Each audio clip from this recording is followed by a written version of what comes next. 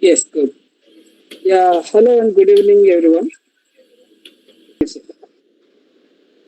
Good evening, everyone. I am Dr. Malleswar Rao. First of all, I want to thank JNV Pedavegi for inviting me to present today's seminar. Actually, this seminar should be presented on the eve of World Hypertension Day, but because of lack of time and it was informed just one day prior to the World Hypertension Day, so it was postponed to today. So actually, I made this seminar with an intention to create awareness about the hypertension. So this seminar does not include complicated medical terms. So this is mainly for the purpose of general audience. So not for colleague doctors or medical experts. So this presentation is made with an intention to address common questions or common myths or common doubts everybody will have about hypertension. So coming to the present topic, so hypertension, which is a silent killer. So what is meant by blood pressure? So blood pressure is the main driving force to supply blood to all parts of the body. So it is the force with which the blood in our body, blood vessels, pushes against the walls of our arteries. So is there any disturbance?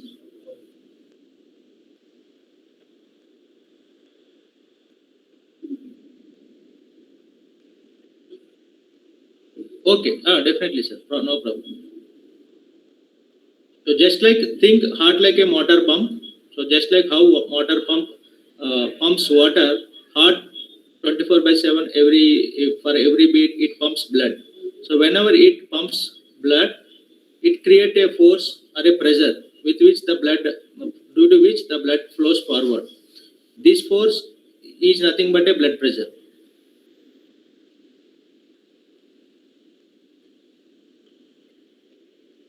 So to understand the numbers, blood pressure is usually represented as two numbers.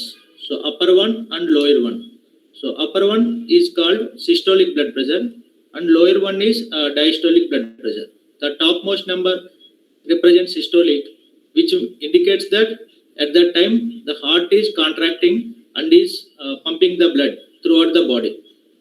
So systolic అంటే మన బాడీలో ఉండే highest blood pressure. So blood pressure అన్నది ఏంటంటే ఒక wave form లాగా ఉంటుంది. It just like a wave. Peaks and troughs ఉంటాయి, హైస్ అండ్ లోస్ ఉంటాయి. The highest point during a cycle, so heart beat cycle. So heart beat మనకు తెలుసు lub dub అని 2 సైకిల్స్, డైస్టోల్ అండ్ సిస్టోల్ ఉంటుంది. Each సైకిల్కి 2 components ఉంటాయి. So highest blood pressure is during the time of heart contraction anamata, that is called systolic. The highest point is called systolic blood pressure and the lowest point is the diastolic blood pressure. So even when heart is relaxing, our BP is not zero. So that is diastolic blood pressure should also is normally is around 80. That means even when heart is relaxing, the blood is flowing and the pressure during the time of heart relaxation, which is diastolic pressure, is not zero, it is 80. So we all know pressure is measured in units, pascals, or so many units are there, but in medicals we use only millimeters of mercury. So we have to just remember there are 2 components in blood pressure, whereas for pulse rate we have only one number, that is 60 heart beats per minute, whereas for blood pressure, so we have 2 numbers and we should remember that both the numbers are very important. So few people think that only high systolic blood pressure is dangerous and few says that only high diastolic pressure is dangerous. There is nothing like that. So either elevation of systolic BP or elevation of diastolic BP alone or elevation of both, all of them have same consequences and all of them can lead to future complications.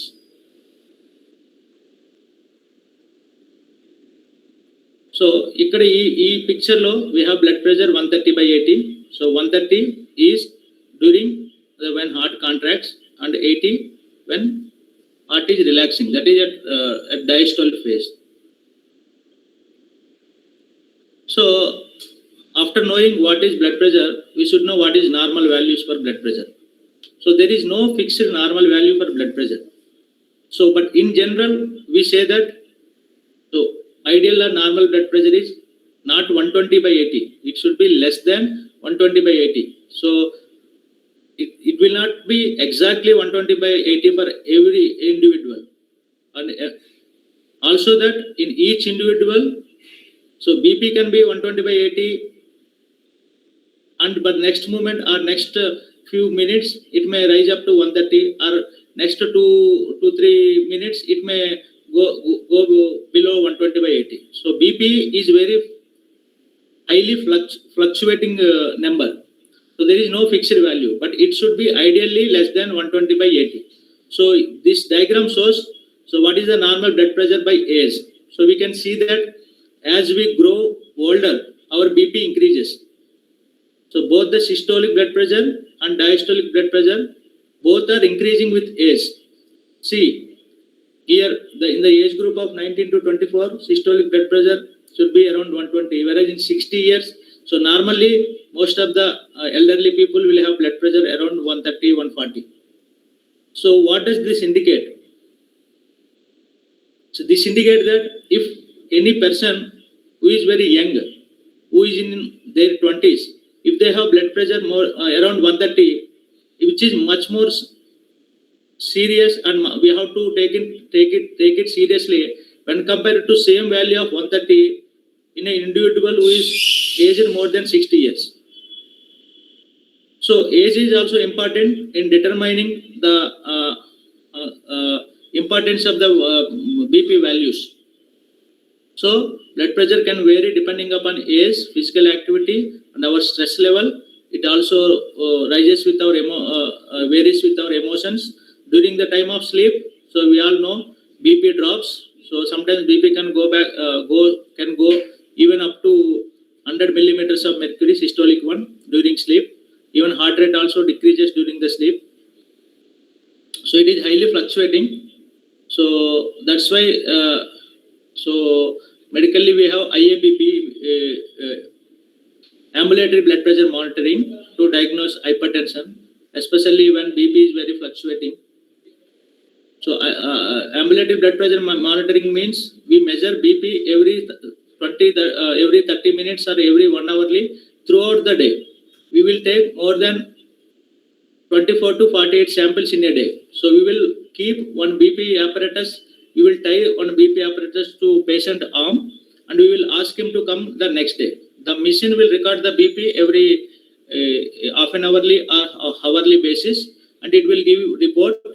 So based upon those 24 or 48 values, so we will take that average. So based upon that average, we can clearly diagnose hypertension. So దీని అర్థం ఏంటంటే ఒక value BP value చూసి మనం BP ఉందని ఎగ్జాక్ట్గా చెప్పలేము. కొన్నిసార్లు మనం 24 అవర్స్ శాంపుల్ తీసుకుని 24 అవర్స్ పాటు మనం అంబులేటరీ బీపీ మెజర్మెంట్స్ తీసుకుని వాటిని యావరేజ్ తీసి కొన్నిసార్లు బీపీ ఉందని డయాగ్నోస్ చేయాల్సిన పరిస్థితి కూడా రావచ్చు, ఎస్పెషల్లీ బీపీ స్టార్టింగ్లో ఉన్న వాళ్ళకి మాట. సో ఈ స్లైడ్లో మళ్ళీ ఒకసారి చెప్తున్నానంటే 135 బీపీ యంగ్ పేషెంట్స్ ఉన్నప్పుడు మనం ఒకలాగా థింక్ చేయాలి, అదే 140 బీపీ ఒక 60 ఇయర్స్ ఉన్న వాళ్ళకి ఒకలాగా థింక్ చేయాలి. సో 60 ఇయర్స్ ఉన్న వ్యక్తికి 140 ఉంటే దాన్ని అంత సీరియస్గా తీసుకోవాల్సిన అవసరం లేదు. వెరాజ్ 130 బీపీ ఒక 19 ఇయర్స్ అబ్బాయికి కానీ అమ్మాయికి కానీ ఉంటే దాన్ని మనం ఎక్కువ సీరియస్గా తీసుకోవాలి. ఎందుకంటే విత్ ఏజ్ బీపీ అన్నది రైజ్ అవుతుంది. So around after 60 years almost 80% people will have BP more than 130.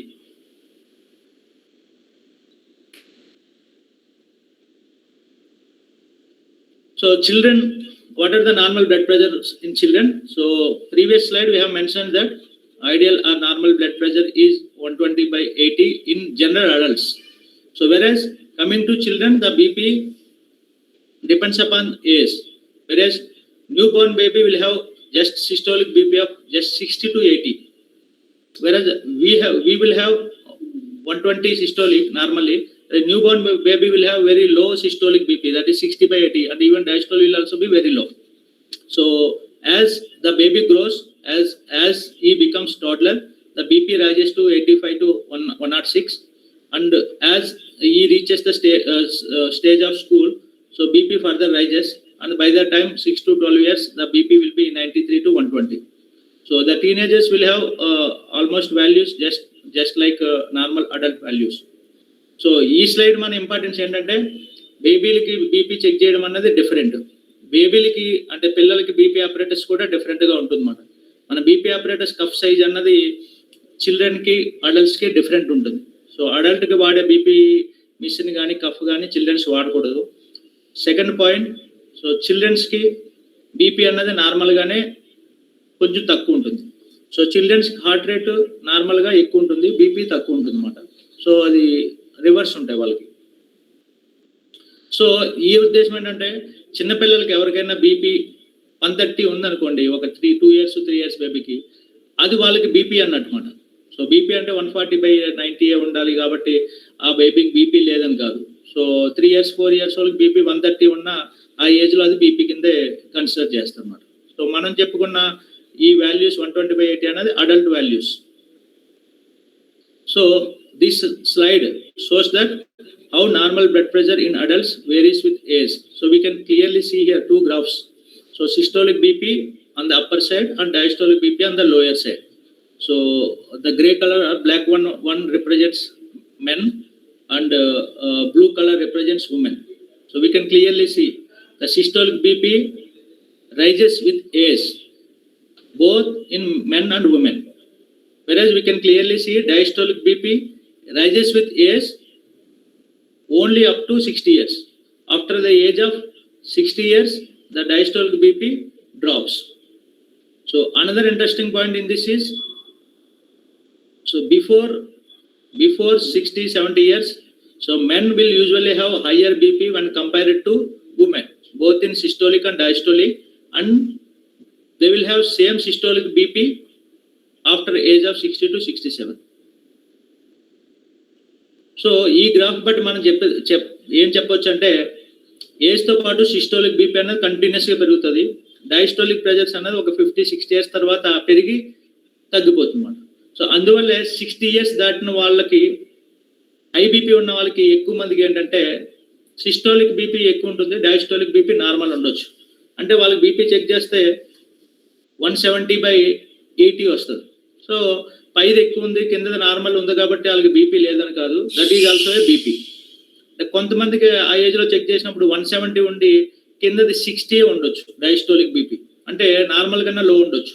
So అప్పుడు అది హై బీపీ అనాలా లో బీపీ అనాలా అని డౌట్ కూడా కొంతమందికి వస్తుంది. సో అలాగ సిస్టోలిక్ ఎక్కువ ఉండి డయాస్టోలిక్ నార్మల్ కన్నా తక్కువ ఉన్న దాన్ని మనం బీపీ కిందనే కన్సిడర్ చేస్తాం. సో అలా సిస్టోలిక్ బీపీ ఎక్కువ ఉండి డయాస్టోలిక్ బీపీ నార్మల్ గానే తక్కువ ఉంటే దాన్ని ఐసోలేటెడ్ సిస్టోలిక్ హైపర్ టెన్షన్ అంటారు. అది ఎల్డర్లీ పీపుల్లో కామన్ ఉంటుంది. అదే యంగ్ ఏజ్లో ఉన్న వాళ్ళకి ఏంటంటే సిస్టోలిక్ బీపీ ఎక్కువ ఉండదు, 140 అలాగే ఉంటుంది. డయాస్టోలిక్ బీపీ వాళ్ళకి 110-120 అలా ఎక్కువ ఉంటుంది అన్నమాట. సో యంగ్ పేషెంట్స్కి అంటే ఎక్కువ డయాస్టోలిక్ హైపర్ టెన్షన్ ఉంటుంది. సో ఎల్డర్లీ పేషెంట్స్కి ఎక్కువ సిస్టోలిక్ హైపర్ టెన్షన్ ఉంటుంది అన్నమాట. సో ఏజ్తో పాటు బీపీ పెరుగుతుంది కాబట్టి సో కొంతమంది ఏం థింక్ చేస్తారంటే 60 years ఉన్న వాళ్ళకి ఏజ్తో పాటు పెరుగుతుంది కాబట్టి నా బీపీ 150 అయితే అది నార్మలే అని అనుకుంటారు. So even though that is partially correct, but ఏ ఏజ్లో అయినా బీపీ వాల్యూ 140/90 కన్నా ఎక్కువ ఉంటే దానికి ట్రీట్మెంట్ అన్నది it is compulsory.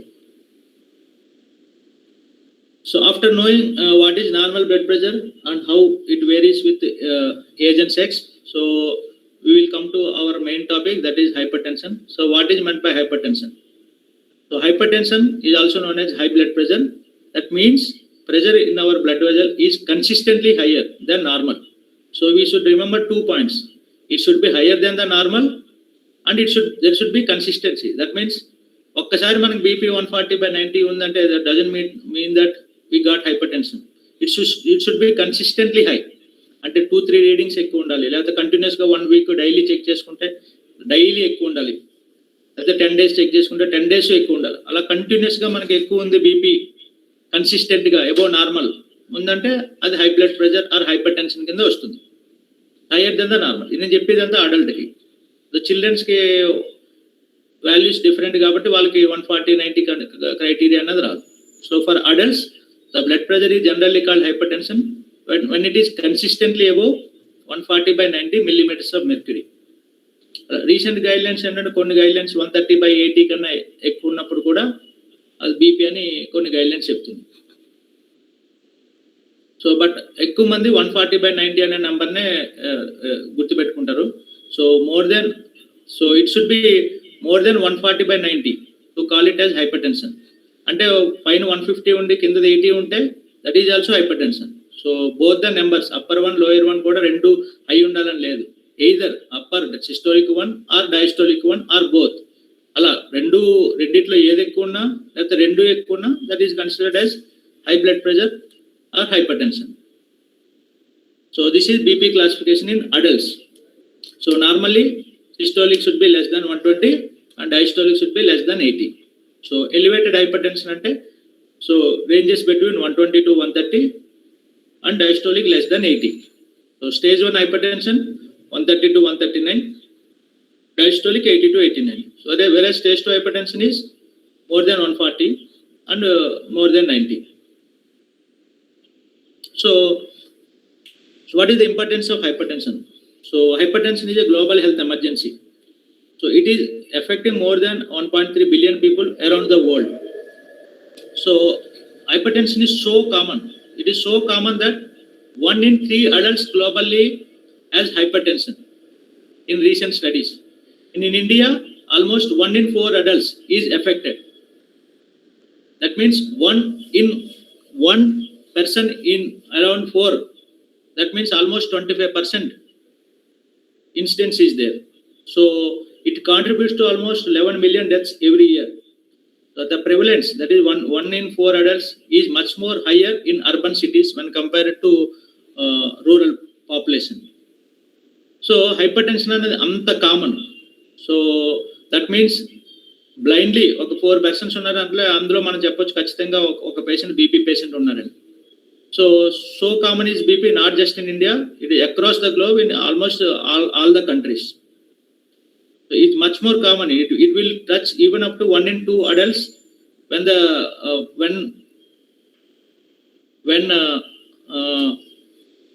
when we take only elderly. So 60 years above persons మనం తీసుకుంటే అందులో ఆల్మోస్ట్ 1 in 2 people కి బీపీ ఉంటుంది. 80 above ఉన్న పీపుల్ తీసుకుంటే ఆల్మోస్ట్ 1:1, ఆల్మోస్ట్ ఏదో ఎక్సెప్షన్ తప్ప almost everybody will have high blood pressure after the age of 80. So common is the hypertension. So after knowing what is hypertension and how common is the hypertension, we should all know how to identify hypertension. So what are the symptoms? So this is the main thing that we have to remember. So 90% of hypertension people are asymptomatic. That means hypertension does not cause any symptoms in 90% of the individual. That's why it is called the silent killer. So A symptoms లేకపోవడం వల్ల hyper tension అన్నది recognise చేయడం అనేది చాలా కష్టం. So అందువల్ల ఇది silent killer అని అంటారు. మరి how to recognise this one? So we should not wait till symptoms come. So routinely after the age of 35 years, so we should go to the hospital and check BP once in 6 months or 1 year. After the age of 20, once in a year, once in 2 years, we have to go to the hospital and check our blood pressure. Or we should buy a blood pressure machine and check at our home itself.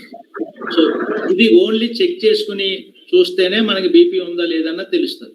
Symptoms అన్నది కేవలం just 10% మెంబర్స్కే ఉంటుంది. So మనలో చాలా మంది ఆడియన్స్లో symptoms ఏం లేకపోవచ్చు. So but among them 1 in 4 people can have hypertension. So only when we go to the hospital or once we check with the BP machine, then only we will come to know whether we have BP or not. So ఇంకోటి ఏంటంటే symptoms లేకపోయినా internal damage can occur even without having any symptoms. అంటే symptoms లేదు కాబట్టి BP ఉంటే అది సైలెంట్గా ఉంది కాబట్టి ఏమీ చేయదని కాదు. So it silently kills. That's why hypertension got the name silent killer. So symptoms లేకపోయినా it can cause internal damage to our heart and kidney and brain. So relying on the fact that feeling sick is dangerous is wrong. So even completely normal person can have serious problems. So the only way to know whether you have blood pressure or not is regular blood pressure checkup, either every 6 months or every 1 year. So common symptoms only we have already discussed that only 10% of the people will have symptoms. So among them, headache is the most common symptom. So dizziness, palpitations, that means గుండె దడలాగా అనిపించడం, కళ్ళు తిరగడం, కళ్ళు మసగ్గా అనిపించడం, ఇవి లక్షణాలు. ఈ headache అనేది 30% ఇన్సిడెంట్స్ అంటే బీపీ పేషెంట్స్లో 30% మెంబర్స్ ఉంటుందని కాదు. ఆ 10% అంటే 100లో 90 మందికి ఏ సిమ్టమ్స్ ఉండవు, 10 మందికి మాత్రమే సిమ్టమ్స్ ఉంటాయి. ఆ 10 మెంబర్స్లో 30% మెంబర్స్కి హెడేక్ ఉంటుంది. అంటే 3 మెంబర్స్ హైపర్ టెన్షన్లో 100లో 3 పర్సన్స్కి మాత్రమే హెడేక్ ఉంటుంది, 1 or 2 పర్సన్స్కి డిజినెస్ ఉంటుంది, ఓన్లీ లెస్ దాన్ 1% వాళ్ళకి గుండె దడ ఉంటుంది. బ్లడెడ్ విజన్ అనేది కేవలం 1% మెంబర్స్కే ఉంటుంది. సో అంటే 100లో కేవలం 10 మందికే సిమ్టమ్స్ ఉంటాయి, అందులో 3కి హెడేక్. అంటే హెడేక్ ఉంటేనే బీపీ ఉన్నట్టు, కళ్ళు తిరుగుతేనే బీపీ ఉన్నట్టు కాదు, కేవలం ఒకరిద్దరిలో మాత్రమే బీపీ ఉంటే కళ్ళు తిరుగుతాయి.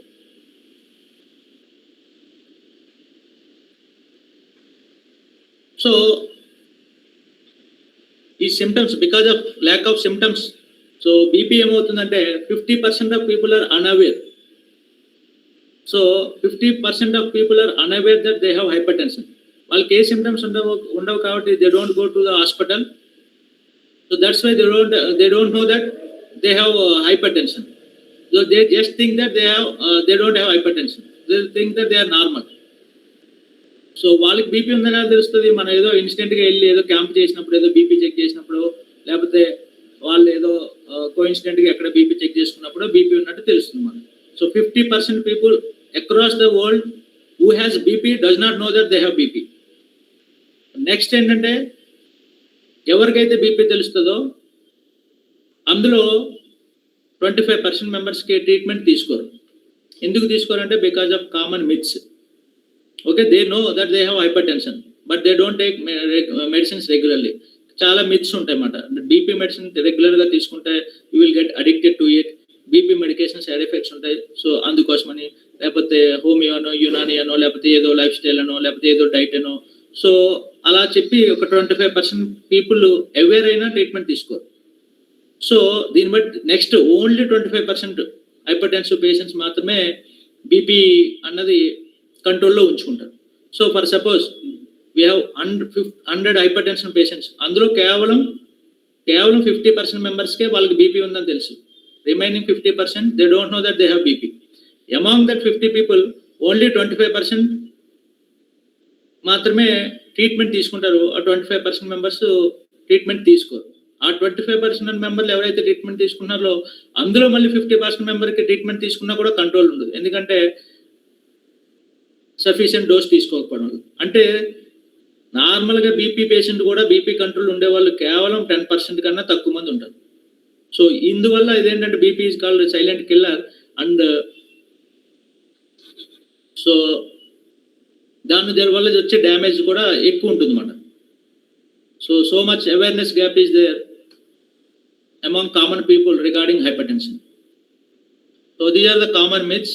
So I get headache, so my BP is high అని అనుకుంటారు చాలా మంది. So BP often regards no symptoms at all. So హెడేక్కి చాలా కారణాలు ఉంటాయి. మైగ్రేన్ అవ్వచ్చు, అది బ్రెయిన్ ట్యూమర్ కావచ్చు, లేకపోతే అది ఏదైనా హెడేక్ అవ్వచ్చు. హెడేక్ ఉంటేనే బీపీ ఉందని కాదు, బీపీ ఉంటే హెడేక్ వస్తుందని కూడా కాదు.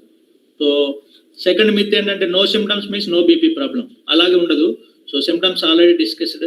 90% మెంబర్స్ సిమ్టమ్స్ ఉండవు. సో సిమ్టమ్స్ లేకపోయినా డ్యామేజ్ ఈ silent and it is cumulative. So years together అది క్యుములేటివ్ అయ్యి మనం డిటెక్ట్ చేయకపోతే the damage is cumulative and over a period of time it leads to heart attack and brain stroke. So another myth, I feel okay, so I can stop medicines. So adi. So stopping medicine can lead to sudden BP spikes and it may suddenly land the patient in brain stroke or heart attack. So BP medicine చేసుకుంటూ ఉంటారు కొంతమంది పేషెంట్లు, ఒక 1 month 2 months వాడతారు, చాలా మంచిగా ఉంది కదా అనుకుని మెడిసిన్స్ డాక్టర్ని కన్సల్ట్ చేయకుండా ఆపేస్తారు. సో సడన్గా ఆపేయడం వల్ల బీపీ సడన్గా పెరిగి బీపీ స్పైక్ వచ్చి బ్రెయిన్లో బ్లడ్ వెజల్స్ రప్చర్ అయ్యి బ్రెయిన్ స్ట్రోక్ వెళ్తారు అన్నమాట. సో మెడికేషన్స్ ఇక్కడ గుర్తుంచుకోవాల్సిందంటే medication control is for prevention, not just for when you feel symptoms. So ఎక్కువ మంది ఏమనుకుంటున్నారు, హెడేక్ వచ్చింది కాబట్టి బీపీ ఉందన్నారు డాక్టర్ గారు, మెడిసిన్స్ వాడతారు, హెడేక్ తగ్గిపోతే మెడిసిన్స్ వాడాల్సిన అవసరం లేదనుకుంటారు. యాక్చువల్గా మనం ఇచ్చేది మెడికేషన్ హెడేక్ని తగ్గించడం కోసం కాదు, బీపీ మెడిసిన్ ఇచ్చేది. The medication that are given to control blood pressure is for prevention of heart attack and brain stroke, not to cure the symptoms of hypertension or high blood pressure. So not to make you feel okay, not to make you feel symptom free. So adi gurtu pettukovali. So the silent killer, the most people have zero symptoms. So while damage occurs internally, so high blood pressure contributes to around already discussed 10 to 11 million deaths every year worldwide. అంటే ఇది corona వల్ల వచ్చిన డెత్ల కన్నా BP వల్ల వచ్చే డెత్లు చాలా ఎక్కువ. So corona అలాంటి డేంజరస్ డిసీజెస్ ఏంటంటే with in a span of 10 days 20 days 30 days 3 months లో మనిషిని చంపుతాయి. వెరాజ్ హైపర్ టెన్షన్ అన్నది ఏంటంటే it is cumulative damage over years, 10 years 20 years లో it causes more deaths than any other disease in the world. But ఏంటంటే people don't have that much fear about the hypertension. Why? Because it is a cumulative damage. It does not kill a person in single day, it kills a person over 10 or 20 years. By the time he recognizes that hypertension is the main cause, the patient already had suffered the damage. So mari BP unte what are the damages to our body? So BP valla almost all body organs affect avutayi, but especially heart to brain kidneys main affect avutayi. Even eyes gaani మన నరాలు గాని కూడా effect అవ్వచ్చు. So 50% of heart attacks and 50% of heart failures అన్నవి are mainly because of hypertension. So ఎక్కువ మంది అనుకుంటారు ఈ ఏజ్లో హార్ట్ అటాక్ ఎక్కువ మంది కామన్గా వచ్చేస్తుంది ఎందుకు అనుకుంటారు. So one of the contributing factor ఏంటంటే హైపర్ టెన్షన్ అన్నది కూడా చాలా ప్రివిలెంట్ అయింది కాబట్టి. సో హైపర్ టెన్షన్ ప్రివిలెంట్ అయినా అది రికగ్నైజ్ చేయలేదు కాబట్టి, లేదంటే రికగ్నైజ్ చేసినా దానికి మనం because of our myths and all those things మనం మెడికేషన్ సరిగ్గా తీసుకోలేదు కాబట్టి, ఆర్ మనం బీపీ అన్నది హైపర్ టెన్షన్ అన్నది మనం వెరీ క్యాజువల్గా తీసుకుంటున్నాం కాబట్టి. So hypertension, so there is rise in incidence of heart attacks. So the 50% of heart attacks are due to hypertension alone. అలాగే brain stroke, paralysis stroke, so దానికి కూడా around 40 to 50% of brain stroke and paralysis stroke hypertension వల్లే వస్తుంది అన్నమాట. Even memory loss కూడా can be due to hypertension. So kidney damages, so chronic kidney disease అంటారు, dialysis మీదకి వెళ్ళే patients ఉంటారు. So top most cause for kidney failure so is again hyper tension. Hyper tension and diabetes, if both are there, so that is deadliest combination, and they together causes heart attack, brain stroke and kidney disease. So heart attack 50% hypertension, remaining 40% diabetes ఉంటుంది. అలాగే similarly for brain stroke 30-40% 40-50% hypertension, 30-40% diabetes. Again same for the kidney. So BP and diabetes either alone or together they are responsible for most of the heart attacks and brain problems and kidney problems.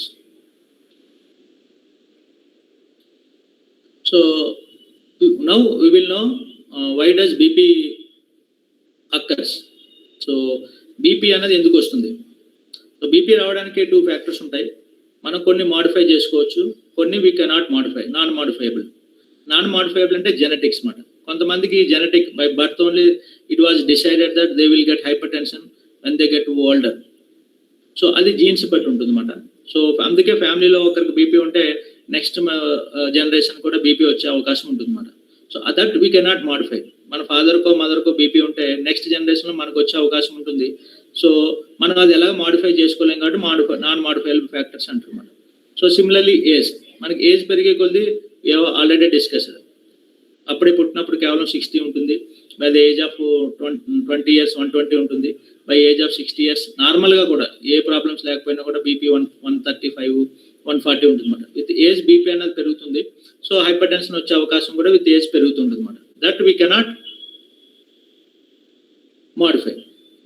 So main factors అవి. So modifiable factors ఏంటంటే, so high salt intake కానీ, overweight, obesity, so smoking కానీ, alcohol addictions, so lack of exercise and stress. So ఇవి modifiable risk factors. Those who have sedentary lifestyle, those who have excess stress, so who are smokers or alcoholics, so high salt intakes, so and obesity. High salt అంటే ఇంట్లో వేసుకునే salt కాదు, ఎక్కువ మంది salt intake ఏంటంటే బయట తినే ఫుడ్లోనే ఎక్కువ ఉంటుంది అనమాట. ఈవెన్ బిస్కెట్స్ కానీ, even biryanis, fried rice, pickles, ఇలా హై సాల్ట్ ఇంటేక్ తీసుకోవడం, ఓవర్ వెయిట్ ఉండడం, వీటి వల్ల బీపీ అన్నది వస్తుంది అనమాట. So these are the general causes. So this is the slide representing again the same thing. The risk factors is gender. We have already discussed. Men are more likely to get hypertension when compared to women. This is applicable only up to the age of 60 years.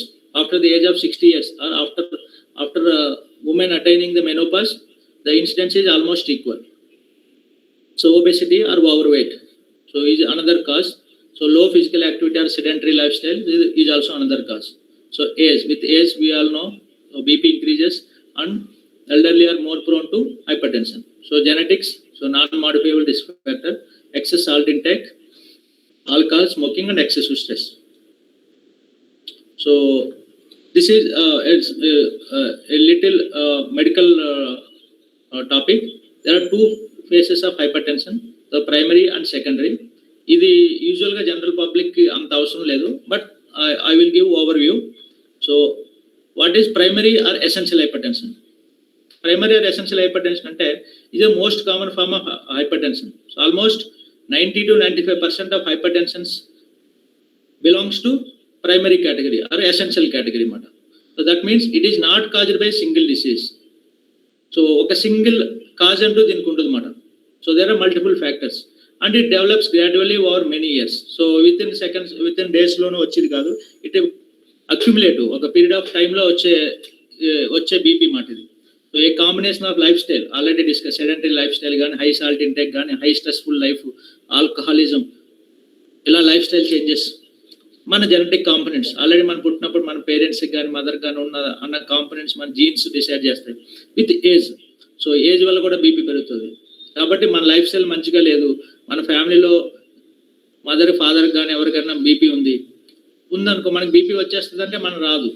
అది with age, ఇప్పుడు రాకపోయినా with age another 10 years ఖచ్చితంగా వచ్చే అవకాశం ఎక్కువ ఉంటుంది అనమాట. ఎందుకంటే ఏజ్ కూడా దానికి తోడవన్నమాట. సో ఎసెన్షియల్ హైపర్ టెన్షన్ ఏంటంటే there is no single factor. ఇప్పుడు స్మోకింగ్ చేసావు కాబట్టి బీపీ వచ్చేసింది, ఆర్ జస్ట్ ఆల్కహాల్ తాగావు కాబట్టి వచ్చేసింది, సెడెంటరీ లైఫ్ స్టైల్ చేసి వచ్చేసిందని కాదు. So it has combination of factors. So lifestyle, some genetic component, some ageing. So ఇవన్నీ కలిస్తే వచ్చేది బ్లడ్ ప్రెషర్ని ఎసెన్షియల్ హైపర్ టెన్షన్ ఉంటుంది అనమాట. So there is no single cause. So 90 to 95% పీపుల్కి ఇదే కారణం ఉంటుంది. ఇది ఎందుకు చెప్తున్నా అంటే చాలా మంది అడుగుతారు, మాకు బీపీకి రావడానికి గల కారణం ఏంటి సార్ అంటారు. సో బీపీ రావడానికి సింగిల్ కారణం ఏమి ఉండదు. Okay, so contributing factors already చెప్పాను మీకు. సో అది సెకండరీ కాజెస్ అన్నది కేవలం 5 to 10% పీపుల్లో ఉంటుంది. అంటే ఏంటి సెకండరీ హైపర్ టెన్షన్ అంటే, ఈ ప్రైమరీ కానిది ఎసెన్షియల్ కానిది అనే సెకండరీ హైపర్ టెన్షన్ అంటారు. బట్ ఇది it's incidence is only just 5 to 10% అన్నమాట. So what is secondary hyper tension? వీళ్ళకి పర్టికులర్ కాజ్ అంటూ ఉంటుంది వాళ్ళకి హైపర్ టెన్షన్ రావడానికి. సో అప్పుడు ఆ కాజ్ని మనం ఐడెంటిఫై చేసి if you treat that cause, అప్పుడు వాళ్ళకి బ్లడ్ ప్రెషర్ అనేది కంప్లీట్గా రిజాల్వ్ అవుతుంది. And then they no need to take any medicines or so అలా అనమాట. ఇది సెకండ్ హైపర్ టెన్షన్కి కాజెస్ ఓన్లీ. బట్ ఇది మనం గుర్తుపెట్టుకోవాలి, ఓన్లీ 5 to 10% పీపుల్. అంటే 100 మంది బీపీ పేషెంట్స్లో కేవలం 5%, 10% మందికి మాత్రమే ఐడెంటిఫైబుల్ కాజ్ ఉంటుంది అనమాట. సో ఒక ఎగ్జాంపుల్ ఏంటంటే ప్రెగ్నెన్సీ. కొంతమందికి ప్రెగ్నెన్సీలో బీపీ అన్నది వస్తుంది అనమాట. సో అది ప్రెగ్నెన్సీ కంప్లీట్ అయిపోయిన తర్వాత వాళ్ళకి బీపీ డెలివరీ అయిన ఒక 4 weeksకో 3 monthsకో ఆ బీపీ అనేది నార్మల్ అయిపోవచ్చు అనమాట. సో ఆ కాజ్ వల్ల వచ్చింది కాబట్టి ఆ ప్రెగ్నెన్సీ అయిపోయిన తర్వాత వాళ్ళకి బీపీ తగ్గిపోతుంది. అగైన్ నెక్స్ట్ ప్రెగ్నెన్సీలో మళ్ళీ వచ్చే అవకాశం ఉంటుంది అనమాట. అలా. సో కొంతమందికి థైరాయిడ్ ప్రాబ్లం ఉన్న వాళ్ళు కూడా బీపీ రావచ్చు. So that is secondary hyper tension. అప్పుడు థైరాయిడ్ ట్రీట్మెంట్ మనం తీసుకుంటే బీపీకి మెడిసిన్స్ అవసరం ఉండదు. అలాగే అడ్రినల్ గ్లాండ్ అని కిడ్నీ పైన చిన్న చిన్న గ్లాండ్స్ ఉంటాయి. సో అందులో ఏమన్నా గడ్డలు కానీ ఏమన్నా వచ్చినా కూడా బీపీ రావచ్చు. అప్పుడు ఆ గడ్డలకు మనం సర్జరీ చేసి తీసేసుకున్నా కూడా మనకి బీపీ తగ్గిపోతుంది. సో స్టెరాయిడ్స్ వాడతారు కొంతమంది, పెయిన్ కిల్లర్స్ వాడతారు, వాటి వల్ల కూడా మనకి బీపీ రావచ్చు. సో అప్పుడు మనం ఆ కల్ప్రిట్ మెడిసిన్స్ ఆపేస్తే సో బీపీ అన్నది తగ్గిపోతుంది అన్నమాట. So then there is no need to take tablets continuously అన్నమాట. సో ఇది సెకండరీ హైపర్ టెన్షన్ అంటే. మరి secondary hypertension but only 5 to 10% పీపుల్కి ఉంటుంది. సో ఈ సెకండరీ హైపర్ టెన్షన్ ఎక్కువ మందికి కిడ్నీ ప్రాబ్లమ్స్ కారణం ఉంటుంది అన్నమాట. సో అందుకే బీపీ పేషెంట్స్కి కిడ్నీ టెస్ట్ అన్నది చేస్తారు, ఎందుకు వచ్చిందని తెలుసుకోవడానికి. ఎందుకంటే కిడ్నీలో ప్రాబ్లం ఉండడం వల్ల కూడా బీపీ వస్తుంది. అలాగే బీపీ అన్నది ఎక్కువ కాలం ఉండడం వల్ల కూడా కిడ్నీ ప్రాబ్లం వస్తుంది అన్నమాట. సో మనకు వచ్చిన BP whether it is primary or secondary అని ఎలా తెలుస్తుంది అంటే, అది డాక్టర్స్ కొన్ని క్లూస్ ఉంటాయి. ఎంగేజ్లో వచ్చిన బీపీకి ఎక్కువ సెకండరీ అయి ఉంటుంది అనమాట. అదే ఎల్డర్లీ పేషెంట్స్కి వచ్చి అది ఎసెన్షియల్ హైపర్ టెన్షన్ అంటే ఫస్ట్ కేటగిరీ కిందకి వస్తుంది అనమాట. అంటే ఏ ఐడెంటిఫైబుల్ కాజ్ ఉండదు. సో మనం 20 years పర్సన్ ఎవరైనా మనకి బీపీకి వస్తే అది మనం సెకండరీ అనుకోవాలి. అప్పుడు మనం ఆల్రెడీ డిస్కస్ చేసుకున్న ఈ స్లీప్ యాప్నియా కానీ, కిడ్నీ డిసీజ్ కానీ, థైరాయిడ్ కానీ, అడ్రినల్ గ్లాండ్ ఇష్యూస్ ఉన్నాయి కదా మనం చూసుకోవాలి మనం. సో సడన్ ఆన్సెట్ బీపీ వచ్చిన బీపీ మనం ఎన్ని మెడిసిన్స్ పెడుతున్నా if it is not coming under control అప్పుడు కూడా మనం సస్పెక్ట్ చేయాలి, అంటే ఐడెంటిఫైబుల్ కాజ్ ఉందని. ఆర్ సమ్ ల్యాబ్ ఫైండింగ్స్ ఉంటుంది, అది పొటాషియం తక్కువ ఉండడం కానీ, కిడ్నీలో క్రియాటిన్ లెవెల్స్ పెరుగుతున్నాం కానీ, ఇవన్నీ ఉన్నప్పుడు కూడా మనం సెకండరీ కాజెస్ ఉన్నాయని డాక్టర్ సస్పెక్ట్ చేస్తారు అనమాట. సో ఇది జనరల్ పబ్లిక్ అంత అవసరం ఉండదు, but we should know that for 5 to 10% of people we need to identify the cause. ఎందుకంటే if you identify that cause and if you treat that, so then the person no need to take BP medicines. So measurement and monitoring, how to measure BP and monitoring. So in hospital we know the doctor will take care of how to measure the blood pressure. So this slide is mainly for home monitoring of blood pressure mata. So for that the person should sit quietly for 5 minutes. And office నుంచి వచ్చి immediate గా BP check చేసుకోకూడదు. ఏదో బాత్రూమ్కి వెళ్ళి వచ్చి లేదా tiffin తినేసి ఇమీడియట్ గా బీపీ చెక్ చేసుకోకూడదు అన్నమాట. సో బీపీ చెక్ చేసుకునే ముందు 5 minutes అన్నది we should sit quietly for 5 minutes. So BP check చేసుకునే ముందు we should not take any coffee or tea or we should not smoke at least 30 minutes prior అన్నమాట. So ఇప్పుడు tea వెంటనే coffee తాగొచ్చి, tea తాగొచ్చి, లేకపోతే స్మోకింగ్ చేసి వచ్చి ఇమ్మీడియట్ గా మనం బీపీ చెక్ చేసుకుంటే హై వాల్యూస్ రావచ్చు. హై వాల్యూస్ వచ్చినాయంటే that doesn't indicate we have hypertension అన్నమాట. So to call it hyper tension, మనం క్వైట్ గా 5 minutes కూర్చుండి ఏ స్మోకింగ్ చేయకుండా, ఏ కాఫీ తీసుకోకుండా, ఈ ఫాలోయింగ్ అన్ని ఫాలో అయిన తర్వాత కూడా బీపీ ఎక్కువ ఉంటే అప్పుడు మనకు బీపీ ఎక్కువ ఉన్నట్టు. దట్టు రిపీటెడ్గా ఎవ్రీడే అలాగే వస్తుందంటే బీపీ ఉన్నట్టు. ఏదో సింగిల్ రీడింగ్, 1 day రీడింగ్ వస్తే కాదు. సో బ్యాక్ అన్నది సపోర్టెడ్ ఉండాలి, ఇలాగా ఈ పిక్చర్లో చూసినట్టు. ఫీట్ అన్నది ఇలా ఫ్లాట్గా కింద ఉండాలి. ఓకే, అంటే దట్ మీన్స్ మన మజిల్స్ ఏది యాక్టివ్ ఉండకూడదు. You should not contract any of our body muscles actively అన్నమాట. లెగ్స్ కూడా ఒకదాని మీద ఒకటి క్రాస్ చేసి ఉండకూడదు అన్నమాట. ఓకే, ఆర్మ్స్ కూడా ఇలా సపోర్ట్ చేసి ఉండాలి at heart level. With cuff size కూడా ఆల్రెడీ డిస్కస్డ్. కఫ్ సైజ్ అన్నది చిన్నపిల్లలకి, పెద్దలకి డిఫరెంట్ కఫ్ సైజ్ ఉంటుంది. అలాగే ఒబీస్ పీపుల్కి, నార్మల్ పీపుల్కి, థిన్ పీపుల్కి డిఫరెంట్ కఫ్ ఉంటుంది. సో అప్రోప్రియేట్ కఫ్ అన్నది వాడాలి. సో యూజువల్గా ఎక్కువ మంది యావరేజ్ సైజ్ ఉంటారు కాబట్టి average cuff is sufficient. Only for extreme thin people, extremely obese పీపుల్కి దిస్ రూల్ ఈజ్ అప్లికబుల్. అలా కిడ్స్కి అన్నది అడల్ట్ వాడే BP cuff you should not use. So accuracy అన్నది ఒక సింగిల్ రీడింగ్తో చెప్పలేం. So repeat the reading after 1 to 2 minutes 2-3 times అలా తీసుకుని యావరేజ్ తీసుకోవడం అనేది బెస్ట్. సో ఈ రూల్స్ అన్ని ఫాలో అయ్యి చెక్ చేస్తూ వచ్చిన బీపీఏ కరెక్ట్. సో మనం డాక్టర్ దగ్గరికి వెళ్తాం, ఆయన ఇమ్మీడియట్గా చెక్ చేస్తారు. సో అప్పుడు బీపీ ఎక్కువ రావచ్చు, ఎందుకంటే the doctor has not followed all these things.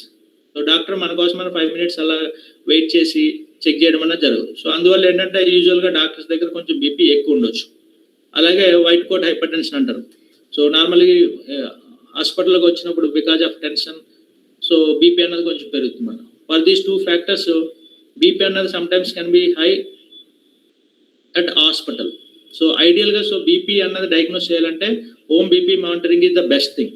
So correct వేలో మనం చెక్ చేసుకుని ఇవన్నీ ఫాలో అయ్యి కరెక్ట్ చేసుకుంటే అక్కడ బీపీ ఉంది, రెగ్యులర్గా కన్సిస్టెంట్గా over a period of days 3-4 days ఉంది అంటే అది బీపీ ఉన్నట్టే. ఈ రోజు బీపీ ఎక్కువ వచ్చిందంటే ఇమీడియట్గా మనం ప్యానిక్ అవ్వాల్సిన అవసరం లేదు, ఎందుకంటే BP does not damage our body in a day. it damages our body over years. So కాబట్టి 1 day 2 days 3 days 4 days 5 days మనం రెగ్యులర్ మానిటర్ చేసుకుని కన్సిస్టెంట్గా ఎక్కువ ఉంటేనే we should visit the doctor.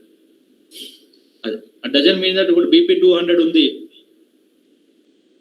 So 4 రోజులు చెక్ చేసుకుని వెళ్తామని కాదు. నేను చెప్పేది బీపీ ఈజ్ అరౌండ్ 140 150 160 అలా స్లైట్లీ ఎలివేటెడ్ రేంజ్లో ఉన్నప్పుడు we should cross check it several times several days మాట. మరీ 200 240 లెవెల్స్ ఉంటాయి, so we should immediately go to hospital. So చాలా మంది పేషెంట్స్ నన్ను అడుగుతారు, what are the BP machines? Okay, so Omron company, so doctor trust company or any other company which has good ratings in Amazon or Flipkart, so we can purchase online. So we got high rating, so around 1000-2000 rupees ki we will get a good BP mission. So చాలా మంది అనుకుంటారు ఆ BP machines values correct ఉండవేమని. Definitely they will give correct value if you follow all these tips మాట. అలా so ఈ precautions అన్ని తీసుకోవాలి. యాక్యురసీ కోసం 2-3 times రిపీట్ చేయాలి. యావరేజ్ తీసుకోవాలి. The same thing we should repeat for several days. So average తీసుకుని we should come to one conclusion, not on single reading. So these are the 3 companies. So how to prevent hypertension? So small change will cause massive impact. So dash diet concept. So eat saltless and eat more fruits and vegetables, nuts and whole grain. So this will lead to less incidence of hypertension in the future.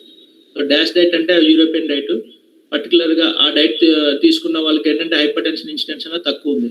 So later the scientist found that వాళ్ళు ఎక్కువ fruits తీసుకోవడం, vegetables తీసుకోవడం, nuts holes grains తీసుకోవడం వల్ల ఇది జరుగుతుంది అనమాట. అంటే వీళ్ళు fruits vegetables nuts whole grains తీసుకుంటారంటే అదర్ థింగ్స్ జంక్ ఫుడ్ కానీ నాన్ వెజ్ కానీ అవి తక్కువ తీసుకుంటున్నారు అనమాట. Hidden salt like pickles, chips, package food avoid చేయాలి. So these are hidden salt. Why hidden salt? మనం కర్రీలో వేసుకునేది, కార్డ్లో వేసుకునేది నాట్ హిడెన్ సాల్ట్ మాట. మన పికిల్స్లో, చిప్స్లో, ప్యాకేజ్ ఫుడ్స్లో సాల్ట్ ఎక్కువ ఉంటుంది అన్నమాట. చాలా మంది పేషెంట్స్ ఏమంటారంటే మేము సాల్ట్ కర్రీలో తక్కువ వేసుకుంటాం, పెరుగులో తక్కువ వేసుకుంటాం అని. But they may taking salt in the form of hidden salt అలా. So regular exercise, physical activity 150 minutes per week, anything, brisk walking or cycling, anything is okay. So weight loss, losing even 5 to 10 kgs will help. This is for overweight people or obese people. So consistency is more important than intensity. So doing regular exercise and maintaining ideal weight, so they will prevent blood pressure. So sleep, so aim for 6 to 8 hours of good quality sleep. Control your stress with yoga and meditation and simple breathing exercises, so they will also help. So what is the benefit of controlling BP? We have already discussed that hypertension is responsible for 50% of heart attacks, heart failures and brain strokes and kidney diseases. So by controlling the BP, we can reduce heart attack and heart failure risk by 50%. The incidence of stroke will come down by 40%. So heart attack risk will reduce by 25%. That's why we need to control BP. So not to relieve the symptoms like headache or dizziness or neck pain or blurring vision. So కళ్ళు తిరగడం తగ్గించడం కోసం కానీ, కళ్ళు మసగ్గా ఉండడం తగ్గించడం కోసం కానీ, గుండె దడ కోసం అని, హెడేక్ తగ్గించడం కోసం కాదు. BP medications, they are mainly to prevent future heart failures, future heart attacks, future strokes and future kidney problems. So taking BP medication is a prevention. So life after diagnosing hypertension. So if anybody, any person in the group or any in their family got hypertension, how to manage? So lifestyle changes, we have already discussed. Dietary control, salt. The most important step among dietary control is reduce the salt, because too much sodium directly raises blood pressure by retaining excess fluid in our body.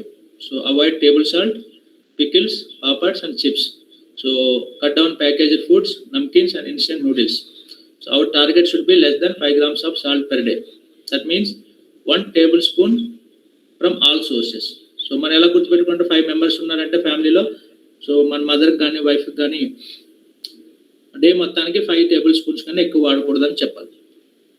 And we should avoid outside food. So enjoy more fruits, veggies and whole grains and dals and moderate nuts. So and reduce fried and fast foods, sugary drinks and excessive sweets. So weight, physical activity we have already discussed. So maintain healthy weight, reducing 5 to 10 kgs can drop your BP drastically. So at least aim for 30 minutes of brisk walking or cycling, anything in a day. So at least 5 days a week. So eliminate toxic substances like smoking and alcohol. So routine stress control, sleep 7 to 8 hours of adequate sleep. So regular tracking of BP. So the critical complaints is, while lifestyle adaptation provides incredible support, never stop prescribed medicines on your own. So మనం అన్ని healthy life style follow అవుతున్నాం, diet follow అవుతున్నాం, అన్ని చెప్పినట్టు వింటున్నాం కాబట్టి BP medicines ఆపేయచ్చు అని ఎక్కడ లేదండి.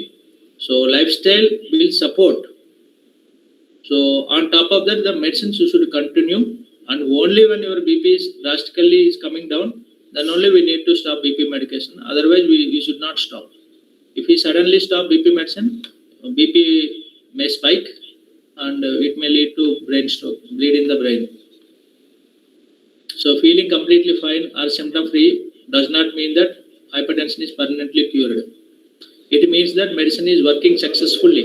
That means you should continue the treatment. So medication treatment, BP undi, so which medicine is best? So BP medication undi, best world, best treatment, best medicine ayindi ani. So యూజువల్గా patients అడుగుతూ ఉంటారు అన్నమాట, best medicine cost అయినా పర్వాలేదు, high cost ఇవ్వండి అని. So iron is that BP కోసం we don't have thousands of drugs. BP కోసం we have only 4 class 1 drugs అన్నమాట. అంటే ఫస్ట్ కేటగిరీలో వచ్చే డ్రగ్స్ కేవలం 4 ఉన్నాయి, సెకండ్ క్లాస్లో ఒక 4-5 ఉన్నాయి. So hardly we have 9 to 10 BP drugs. అందులో ఫస్ట్ కేటగిరీలో వచ్చేది only 4 drugs. That means we have only 4 drugs for BP, main medications. So అందులో ఇంకా బెస్ట్లో already, because already they are best, that's why 4 వచ్చినాయి అన్నమాట ఫస్ట్ క్లాస్లోకి. So the treatment must be individualized. అంటే ఒకరికి బెస్ట్ అయింది is not best for the other. So there is no single best blood pressure medicine that works universally for everyone అన్నమాట. So it should be individualized. The what works miracle for one person might be ineffective or harmful to the another. So antihypertensive drug classes function differently within the body. So antihypertensive drugs అంటే BP medications already చెప్పాను మీకు, class 4 drugs ఉంటాయన్నమాట. వాటిని 4 classes అంటారన్నమాట. అవి డిఫరెంట్గా act చేస్తాయి. So your unique medical history dictates the right choice. ఆ 4 క్లాసెస్లో ఏది సెలెక్ట్ చేయాలన్నది it depends upon your unique medical history అన్నమాట. అంటే whether you have me age ఎంత, యువర్ బీపీ లెవెల్స్ ఎంత, whether you have diabetes or not, me kidney ఎలా ఉంది, whether you have heart disease are not, పాస్ట్లో ఏమన్నా brain stroke వచ్చిందా, pregnancy ఉందా లేదా. సో ఈ ఫ్యాక్టర్స్ని బట్టి బీపీ మెడికేషన్ అనేది doctor will choose. Okay, so ఆ ఫస్ట్ 4లో చూస్ చేయడానికి ఎక్కువ మంది ట్రై చేస్తారు. సో ప్రెగ్నెన్సీ అలాగా ఉండే స్పెషల్ కేసెస్కి ఏంటంటే సమ్టైమ్స్ ఈ 4లో కాకుండా వేరే మెడికేషన్స్ కూడా ట్రై చేయొచ్చు, ఎందుకంటే ప్రెగ్నెన్సీ ఈజ్ సెపరేట్ కేటగిరీ కింద వస్తుంది. So there is no, what we have to remember is there is no single best medicine. The best medicine will be decided based upon your age and BP levels, diabetes, kidney function, heart disease and past stroke history.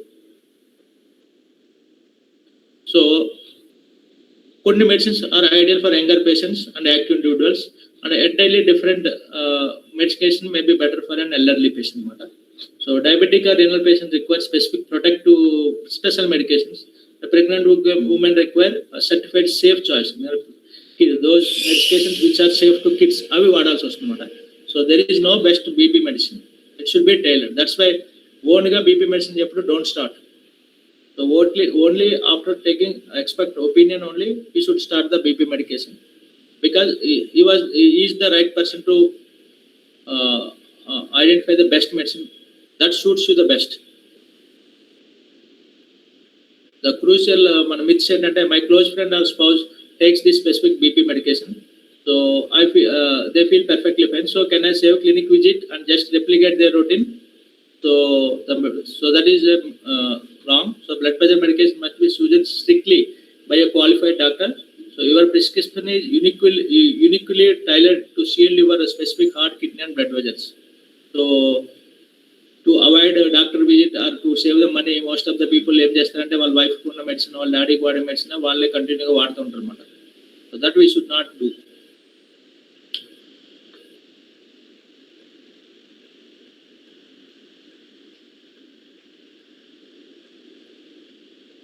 So side effects, so చాలా మంది అడుగుతుంటారు side effects మెడిసిన్స్కి ఎంత ఉంటుంది, so మరి side effects ఉంటాయి కదా medicines ఎందుకు తీసుకోవాలి, న్యాచురల్గా వి విల్ రెడ్యూస్ ఇట్, కానీ హోమియో కను డైట్ అను ఆ డైట్ అను లేకపోతే ఏదో భయపడుతూ ఉంటారు అనమాట సైడ్ ఎఫెక్ట్స్ అని. So what are the side effects? So most common side effects ఏంటంటే బీపీ మెడిసిన్స్ వాడుకుంటే సో డిజీనెస్ వస్తుంది, కళ్ళు తిరుగుతాయి, అలసటగా అనిపించవచ్చు, but they are often temporary అన్నమాట. సో యువర్ బాడీ అడాప్ట్ అయ్యే కొద్ది ఆ సిమ్టమ్స్ తగ్గుతుంటాయి అన్నమాట. అంటే కొన్నిసార్లు మేము క్లినిక్లో చూస్తాం పేషెంట్ 200 బీపీతో వస్తారు మన దగ్గరికి, ఏ సిమ్టమ్స్ ఉండవు, ఎందుకంటే వాళ్ళ బాడీ అన్నది 200కి అడ్జస్ట్ అయిపోయింది అన్నమాట. So when we start medications వాళ్ళ బీపీ 140కి వస్తుంది, అప్పుడు they start feeling dizziness or weakness అన్నమాట. వాళ్ళు ఏం చెప్తారు, మీ మెడిసిన్స్ వాడిన తర్వాత so we got so much symptoms and now we are feeling sick and అని they stop taking the medication. అంటే ఇక్కడ ప్రాబ్లం ఏంటంటే వాళ్ళ body is not adapted to low blood pressure or normal blood pressure. So it was accustomed to high blood pressure. Now we should give the body time, sufficient time to adjust to the normal blood pressure. So అందుకే dizziness tightness కొన్ని రోజుల పాటు ఒక 2 weeks కానీ 1 month కానీ ఉంటుంది BP medicines తీసుకునే స్టార్టింగ్లో. It applies to any medicine అన్నమాట. So we should wait for 1 month to take a decision అన్నమాట. కొన్ని టాబ్లెట్స్ వల్ల ఫ్రీక్వెంట్ యూరినేషన్ రావచ్చు, కొన్ని మెడికేషన్స్ వల్ల డ్రై కాఫ్ రావచ్చు, కొన్ని కాల్షియం ఛానల్ బ్లాకర్స్ వల్ల లెగ్ స్వెల్లింగ్ వస్తుంది, బీటా బ్లాకర్స్ అనే మెడిసిన్స్ వల్ల హార్ట్ రేట్ కొంచెం తగ్గొచ్చు అన్నమాట. బట్ ఇవన్నీ మేనేజబుల్ సైడ్ ఎఫెక్ట్స్. ఏదో డిజీనెస్ కానీ టైర్డ్నెస్ వచ్చినా, ఫ్రీక్వెంట్ యూరినేషన్ వచ్చినా, డ్రై కాఫ్ వచ్చినా, లెగ్ స్వెల్లింగ్ వచ్చినా they can be manageable in 90% of cases. ఏం చేస్తాం, సిసిబితో లెగ్ స్వెల్లింగ్ వస్తే వేరే క్లాస్ పెడతాం. ఇప్పుడు ఏసీ ఇన్హిబిటర్స్తో డ్రై కాఫ్ వస్తే వేరే దాన్ని ఆపేసి వేరే మెడిసిన్ పెడతాం. ఇప్పుడు బీటా బ్లాకర్స్తో హార్ట్ రేట్ మరీ తగ్గిపోయిందంటే వేరే క్లాస్ ఆఫ్ డ్రగ్స్ పెడతాం. So because we have 4 or 5 classes of drugs first line, ఇంకా అనదర్ మళ్ళీ అవి కాకుండా ఇంకో 4-5 డ్రగ్స్ ఉన్నాయి.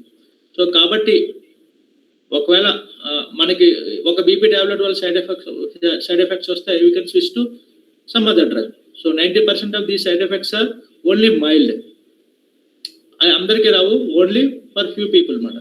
And but fortunately most of them are manageable either with dose or medicine adjustment. So కాబట్టి సైడ్ ఎఫెక్ట్స్ భయపడి we should not avoid medicines. So hypertension is the silent killer.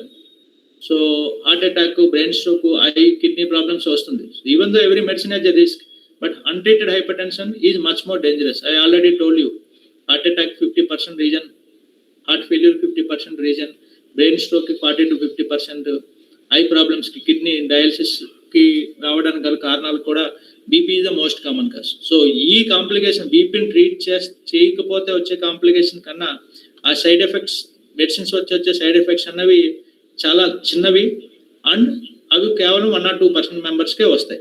వచ్చిన వాటిని మనం మేనేజ్ చేయొచ్చు. కాబట్టి ఎప్పుడు కూడా బీపీ మెడిసిన్ వస్తే మెడిసిన్స్ వాడే సైడ్ ఎఫెక్ట్స్ అని భయపడే మెడిసిన్స్ స్టార్ట్ చేయకుండా ఉన్న వాళ్ళకి కానీ, స్టార్ట్ చేసిన వాళ్ళు మానేయడానికి మాత్రం చూడొద్దు. అది సో 100 అన్ట్రీటెడ్ పీపుల్ ఉంటే over year significant majority will develop brain stroke, heart attack, heart failure అన్నమాట. సో వెరస్ ట్రీట్మెంట్ చేస్తే only small number of people may get side effects BP medication, but most of them are manageable. So the goal is prevention, not just treatment. The power of treatment we already discussed. So if we take medicines and follow lifestyle and keep our blood pressure under control, the stroke risk will reduce by 40 to 50%, 30 to 40%, heart attack risk reduces by 25%, heart failure risk by 50%. So benefit of treatment is very high when compared to the side effects or risks associated with the medicines. So these are the common myths in clinical practice that we encounter day by day, daily clinic. So I get headache, so my BP is high. We already discussed. High BP often causes no symptoms at all. Okay, relying on headache to signal a spike is a dangerous gamble. అలాగే బీపీకి చాలా కారణాలు ఉంటాయి. Headache వచ్చిందంటే BP వచ్చినట్టు కాదు. Again telling the same thing. BP ఉందంటే headache వస్తుందని compulsory కాదు. No symptoms means my BP is normal. Again hypertension is the silent killer. So symptoms లేకపోయినంత మాత్రం బీపీ నార్మల్ ఉన్నట్టు కాదు. ఓన్లీ చెక్ చేసుకుని నార్మల్ ఉంటేనే నార్మల్ ఉన్నట్టు. సో చాలా మంది పేషెంట్స్ వస్తారు, బీపీ మెడిసిన్ రాస్తాము, బాగానే ఉంది కదా అని మళ్ళీ రారన్నమాట. సో బాగానే ఉంది, నార్మల్గానే ఉంది అంటే బీపీ కంట్రోల్ ఉందని కాదు. కేవలం బీపీ చెక్ చేసినప్పుడు నార్మల్ ఉంటేనే అది నార్మల్ ఉన్నట్టు. సో కొంతమంది పేషెంట్స్ అంటారు, బీపీ నాకు పెరిగిపోతే నాకు తెలిసిపోతుందండి, I can tell when my BP goes up అని నేను చెప్పగలను, అందుకే డాక్టర్ దగ్గర రాలేదు, నాకు తెలిసిపోతుందని. సో దట్ ఈస్ రాంగ్ అన్నమాట. Most people can not feel high BP అన్నమాట. సో వాళ్ళకి ఏదో తల తిరుగుతుంది లేకపోతే హెడేక్ వస్తుందంటే అప్పటికే బీపీ అది 200 దాటిపోయినట్టు అన్నమాట. సో అది డేంజర్, అది ఇది జస్ట్ లైక్ ఏ గ్యాంబుల్ అన్నమాట. So most people can not feel high BP అన్నమాట. సో దానికోసం ఏంటంటే regular doctor visit or home BP monitoring, that is the only solution. Not relying on symptoms అన్నమాట. Nobody can predict whether BP is high or not, just based on symptoms అన్నమాట. So కొంతమంది అనుకుంటారు only old people hyper బీపీకి వస్తుందని. చిన్న వాళ్ళు చూస్తాం, 20 years 30 years వాళ్ళు బీపీ వచ్చిన మేము చూస్తాం. బీపీ వచ్చిందానికి ఎంత వయసులో బీపీ ఎందుకు వస్తారు డాక్టర్ గారు, రాదు అంటారు. ఒకవేళ రాసినా కూడా వాళ్ళ ఇంటి దగ్గర వాళ్ళు చుట్టుపక్కల వాళ్ళు ఈ ఏజ్ లో బీపీ ఉండదు మానేమంటారు అనమాట. So that is another bit అనమాట. సో ఈవెన్ దో బీపీ అన్నది ఏజ్ తో పాటు వస్తుంది. ఆల్రెడీ చెప్పారు 80 years ఎబో ఉన్న వాళ్ళకి ఆల్మోస్ట్ అందరికీ ఉంటుంది. 60 years ఎబో ఉన్న వాళ్ళకి ఆల్మోస్ట్ 3 members ఒకరికి బీపీ ఉంటుంది. బట్ యంగ్ అడల్ట్స్ లో కూడా 1 in 10 people కి ఉండొచ్చు. So even children can also develop hypertension అనమాట. సో ఈ ఏజ్ లో రాకూడదని ఏం లేదు, even though it is uncommon when compare to elderly. So it is not completely zero. So another myth is only overweight పీపుల్కే BP వస్తుందని అనుకుంటారు. Even thin people can also have blood pressure. ఎందుకంటే already చెప్పారు, కొంతమంది genetic factors ఉండొచ్చు, stress ఉండొచ్చు, or sometimes secondary causes ఉండొచ్చు అన్నమాట. So thin people can also get. It is not just the disease of only overweight or obese people. So BP medicines are addictive అని కూడా myth ఉంటుంది. They are not addictives, they are protective medicines, so not addictive drugs. So చాలా మంది patients alcohol అవన్నీ తీసుకుంటూ ఉంటారు, but BP medicine ఎక్కడ addiction అవుతుందని భయపడుతుంటారు అనమాట. So some times the patients will be so foolish. అలా రోజు సమోసా తింటూ ఉంటారు, సో బట్ బీపీ మెడిసిన్ తీసుకోవడానికి భయపడుతుంటారు అనమాట. So this is so common in the society matter. So they think that BP medicines are very addictive or they are very dangerous. So another myth is I feel okay, so can I stop medications? And there are so many people who stop taking medications. So ultimately they will end up in heart attack and brain stroke matter. So stopping suddenly is very dangerous. So even if you are feeling okay, you should continue medicines. Only after expert opinion you should stop your medicines. So normal BP వచ్చిన ఇది కూడా చాలా కామన్గా ఉండే myth. So normal BP means I'm cured forever. So మా దగ్గర BP 200 తోటి వస్తారు, మెడిసిన్స్ పెడతాము, నెక్స్ట్ విజిట్ కన్నా నెక్స్ట్ విజిట్లో they will have normal BP అన్నమాట. So they will ask should I stop my medications. So they think that their BP is cured అన్నమాట. So BP is not mostly 99% of cases it is not curable. Only 1% of BP cases can be curable. Most of the cases are not curable. So it can be controlled, so by either lifestyle medications, lifestyle changes or medications. It is not like an infection.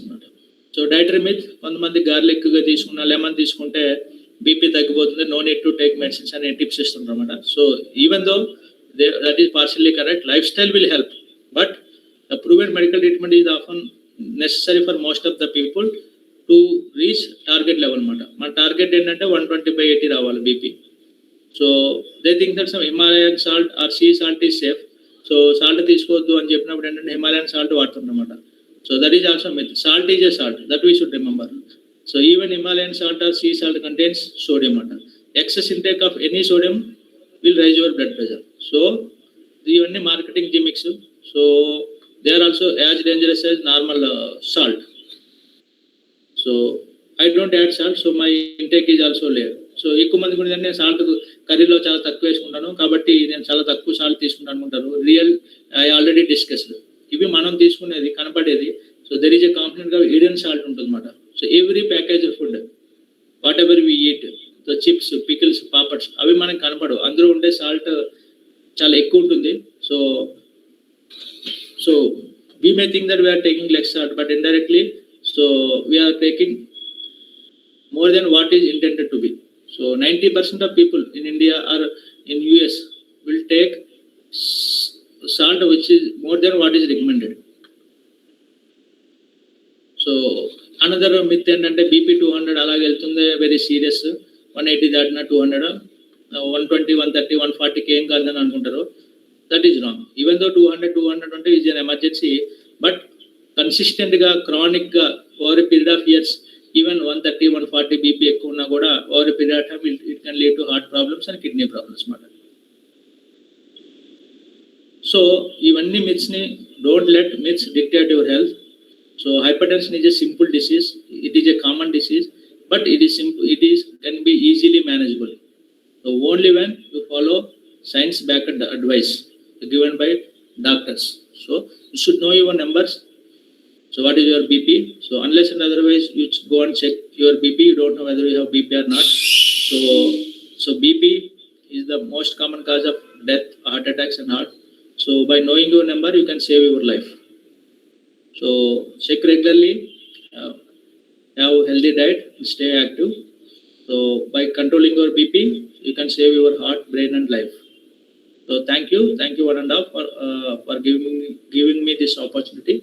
So if any questions are there, the podium is open for questions. Thank you, sir. That is very valuable information. Yeah, ఎవరికైనా question ఉంటే hand raise చేయొచ్చు.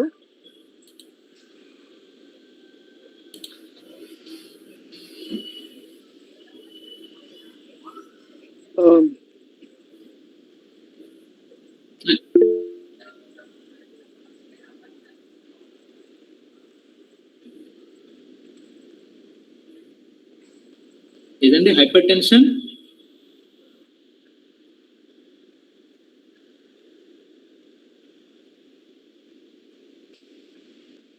లేదండి, లేదు. Hypertension and hyperactive both are different. Hyperactive అన్నది yes, they are completely different. Hypertension అనేది only BP machine తో check చేస్తే ఉండే ఎక్కువ ఉంటేనే హైపర్ టెన్షన్ అన్నమాట. చైతన్య దీపం మీరు చెప్పింది అంటే కొంతమంది పేషెంట్స్ ఏమంటే ఈయనకి ఏం కోపం ఉండదు కాబట్టి ఈయన బీపీ లేదు, సో ఆయన కోపం ఎక్కువ ఉంది, సో వాళ్ళకి బీపీ ఉన్నది అని అనుకుంటారు. కోపానికి బీపీ కూడా దర్ ఇస్ నో రిలేషన్ అండి. సో బీపీ ఉందా లేదన్నది జస్ట్ బీపీ చెక్ చేసుకుని ఉంటే ఉన్నట్టు, లేదంటే లేదన్నట్టు.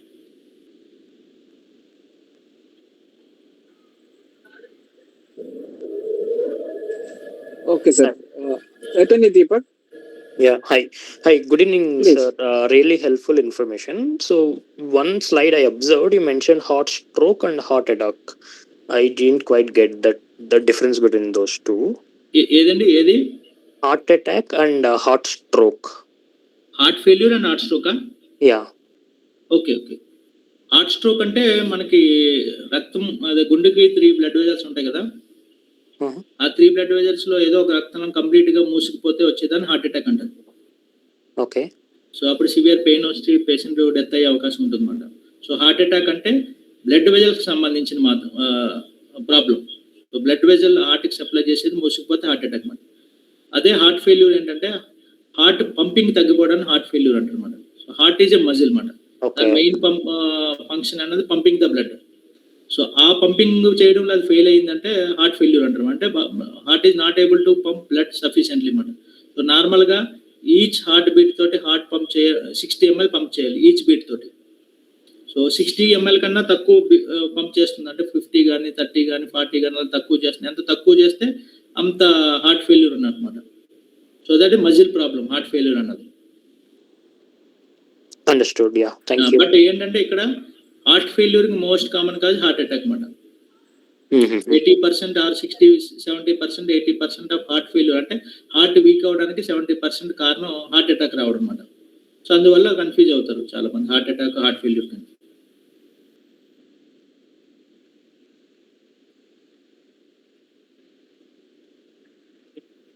రెండు ఒకటే sir, heart attack or heart stroke both are same. Brain sir కొంతమందిలో ఒక అపోహ ఉంది సార్, జిమ్ కి వెళ్తే all of a sudden heart సంబంధించి ఏమైనా ఇబ్బంది అయ్యే అవకాశం ఉంది. ఇది ఇటీవల ఒక వెరీ ఫేమస్ యాక్టర్ కూడా కన్నడ చనిపోయారు. సో దీని మీద ఏమైనా అబ్జర్వేషన్? అవునండి, జిమ్ కి వెళ్తే ఆల్రెడీ హార్ట్ ప్రాబ్లమ్స్ ఉన్న వాళ్ళకి హార్ట్ స్ట్రోక్ కానీ హార్ట్ రిథమ్ డిస్టర్బెన్సెస్ వచ్చి ప్రాణాలు పోయే అవకాశం ఉంటుంది. అది హార్ట్ ప్రాబ్లం ఆల్రెడీ ఉన్న వాళ్ళకి. హార్ట్ ప్రాబ్లమ్స్ ఏమీ లేని వాళ్ళకి జిమ్ చేయడం వల్ల మనకి బీపీ, షుగరు, హార్ట్ ప్రాబ్లమ్స్ రాకుండా ప్రివెంట్ చేస్తుందన్నమాట. బట్ అండి ఆల్రెడీ హార్ట్ ప్రాబ్లం ఉన్న పేషెంట్స్ చేస్తే మాత్రం సమ్ టైమ్స్ దానివల్ల ఏంటంటే హార్ట్ స్ట్రోక్ రావచ్చు, లేకపోతే హార్ట్ ప్రాబ్లం రావచ్చు అన్నమాట. అంటే మరి వీళ్ళకి తెలియదు అంటే కొంతమందికి సైలెంట్గా ఉండొచ్చు హార్ట్ ప్రాబ్లమ్స్ అన్నమాట. సో కొంతమంది ఏంటంటే రెగ్యులర్గా చెక్ చేసుకోరు హార్ట్ని. ఇప్పుడు 30 years 20 years యంగ్ ఉంటారు, వాళ్ళకి హార్ట్ ప్రాబ్లం ఉండొచ్చు, వాళ్ళు కంప్లీట్గా నార్మల్ ఉండొచ్చు అన్నమాట, సైలెంట్గా ఉండొచ్చు డిసీజ్. వాళ్ళు వెళ్ళి ఆల్ ఆఫ్ సడన్ జిమ్లో జాయిన్ అయ్యి సడన్గా రెగ్యులర్ ఎక్సర్సైజ్ చేసినప్పుడు అది సడన్ డెత్ అవుతుంది అన్నమాట. సో HCM అనే కండిషన్స్, హైపర్ట్రోఫిక్ కార్డియోమయోపతి అని కండిషన్ ఉంటుంది అన్నమాట. So that is most common cause for sudden deaths in athletes అన్నమాట. అది వాళ్ళకి తెలియదు. అది ఓకే సార్, అయితే బీపీ ప్రాబ్లం ఉన్నవారు డాక్టర్ అడ్వైస్ తోనే జిమ్ అటెండ్ అవ్వాలి. అంటే బీపీ ప్రాబ్లం ఉన్న వాళ్ళు కాదు, హార్ట్ ప్రాబ్లం ఉన్న వాళ్ళు అయితే కంపల్సరీ డాక్టర్ అడ్వైజ్ తీసుకోవాలి. సో బీపీ ప్రాబ్లం ఉన్నది simple problem sir. But above 40 years ఎవరైనా జిమ్ కొత్తగా స్టార్ట్ చేయాలనుకుంటే డాక్టర్ అడ్వైజ్ తీసుకోవాలి. మీరు 20 years నుంచి డైలీ రెగ్యులర్గా చేస్తున్నారు 20 years ఏజ్లో, ఇప్పుడు మీరు 40 years రెగ్యులర్గా చేస్తున్నప్పుడు you need not have to take మళ్ళీ చెకప్ చేసుకుని అది చూసుకుని చేయాలని ఏం లేదు. బట్ 40 years అప్పుడు మీకు ఏదో బీపీ వచ్చిందనో, షుగర్ వచ్చిందనో, హార్ట్ ప్రాబ్లం వచ్చిందనో, you want to start gym కొత్తగా, అలాంటప్పుడు డెఫినెట్లీ మీరు డాక్టర్ దగ్గరికి వెళ్ళి ఒకసారి చెక్ చేసుకుని స్టార్ట్ చేయొచ్చా లేదని చూడాలి. ఎస్పెషల్లీ హైపర్ టెన్షన్, డయాబెటీస్ రెండు కలిసి ఉన్న వాళ్ళకి ఖచ్చితంగా చెక్ చేసుకోవాలి 40 years ఎబో స్టార్ట్ చేయాలనుకుంటే. అంటే మేము చెప్పేది ఏంటంటే సార్, ఇప్పుడు ఓకే సార్, అంటే 20 years వాళ్ళు స్టార్ట్ చేసినప్పుడు చెక్ చేసుకోకూడదని అయితే లేదు, ఎవరైనా చెక్ చేసుకోవచ్చు అన్నమాట.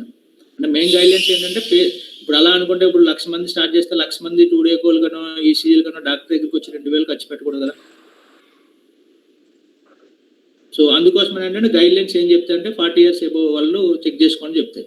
దట్ డజన్ ఇండికేట్ మనకి ఎక్కువ ఓవర్ కాసెస్ ఉన్నామంటే 20 years వాళ్ళు కూడా చెక్ చేసుకోవాలి. That is their own interest. Check చేసుకోవడం తప్పేం ఉండదు.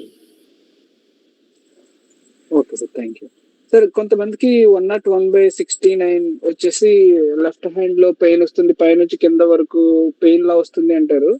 అది కారణం ఏమై ఉంటుంది సార్? ఎంత బీపీ వచ్చి సార్? 101/67 ఒకసారి 101/70 వచ్చినప్పుడు దే ఫీల్ పెయిన్ అన్నమాట. కొద్దిగా భుజం దగ్గర పెయిన్ వచ్చి అట్లాగా రెస్ట్ దగ్గరికి అట్లా ఇలా నొక్కితే కొద్దిగా రిలీఫ్ గా ఫీల్ అవుతారు అనమాట. కొద్దిగా ప్రెషర్ ఇచ్చి లైట్ గా టచ్ చేసినా రిలీఫ్ గా ఫీల్ అవుతున్నారు. అది అదేమైనా అంటే మీరు చెప్పిన బీపీ వాల్యూస్ అయితే లో బీపీ కదా, లో బీపీ వాల్యూస్ అవి. సో లో బీపీ వాల్యూస్ ఉన్న వాళ్ళు కొంతమందికి బాడీ పెయిన్స్ కానీ కొంచెం కళ్ళు తిరగడం కానీ అలా అనిపించవచ్చు మనం. Okay sir, okay.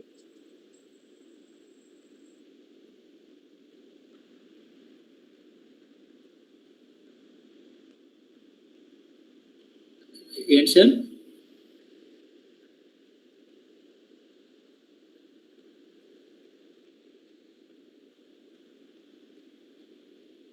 లేదు సార్, ఇప్పుడు బీపీ హై ఉన్నదంటేనే హైపర్ టెన్షన్ కదా, లో ఉందంటే లో టెన్షన్. బట్ హైపర్ టెన్షన్ ఉన్న వాళ్ళు మెడిసిన్స్ తీసుకోవడం వల్ల కొన్నిసార్లు ఓవర్ డోస్ అయితే వాళ్ళు లో బీపీకి వెళ్ళొచ్చు మనం. సో అప్పుడు వాళ్ళకి బీపీ మెడికేషన్ డోస్ తగ్గించుకోవాలి. హైపోటెన్షన్ సార్, హైపర్ కి ఆపోజిట్ హైపోటెన్షన్. హైపోటెన్షన్ కి ఏమైనా మెడిసిన్ ఉంటుందా సార్? హైపోటెన్షన్స్ కి యూజువల్ గా మెడికేషన్స్ అన్నవి ఉండవు. యూజువల్ గా మనకి హైపోటెన్షన్ అంటే మరీ సివియర్ హైపోటెన్షన్ ఉంటే మరి 70-80 అలా ఉంటే ఓన్లీ ఇంజెక్షన్స్ ఉంటాయి అన్నమాట. సో ఐసీయూలో పేషెంట్స్ కి చాలా మంది పేషెంట్స్ కి బీపీ అన్నది లో ఉంటుంది, బీపీ పెరగడానికి ఇంజెక్షన్స్ పెట్టారంటారు. సో బీపీ పెరగడానికి అయితే కేవలం ఇంజెక్షన్స్ ఉంటాయి, కొన్నిసార్లు సలైన్ పెట్టినా కూడా పెరుగుతాయి అన్నమాట. సో టాబ్లెట్స్ బీపీ పెరగడానికి అంటూ పర్టికులర్గా లేవు. బట్ స్పెషల్ కేసెస్లో 1 or 2 మెడికేషన్స్ ఉన్నాయన్నమాట. బట్ అవి మనం హార్డ్లీ 1 in million పీపుల్కే వాడతాం అది. Okay sir, okay. Any other questions? అంటే సాల్ట్ ఇంటేక్ తీసుకుంటే సరిపోతుందండి వాళ్ళు కొంచెం ఎక్కువగా. Yeah doctor Abhishek, yeah please. అడగండి. Hello hi sir, good evening sir. Sir బాగున్నారా సార్? బాగున్నాను. Sir thank you for variable suggestions and ఇది సార్ అన్ని. నేను మీతో పాటు ఆర్ఎంసీలో వర్క్ చేశాను సార్. అవును. మీరు పీజీ చేస్తున్నప్పుడు నేను హౌస్ వచ్చాను సార్. అవునవును. వెస్ట్ గోదావరా? జేఎన్యూ వెస్ట్ గోదావరా? JNU west Godavari sir. మీరు అదే ఫేస్బుక్ లో కూడా మీరు ఈస్ట్ గోదావరి కదా సార్. ఓకే.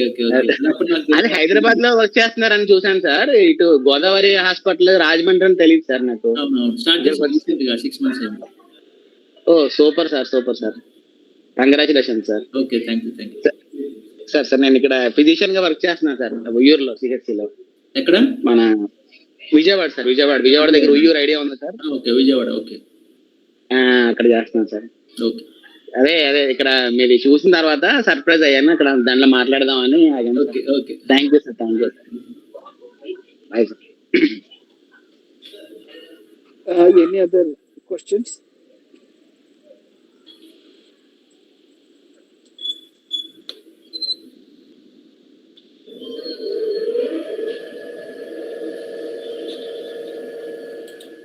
ఇంకెవరికైనా క్వశ్చన్స్ ఉన్నాయా?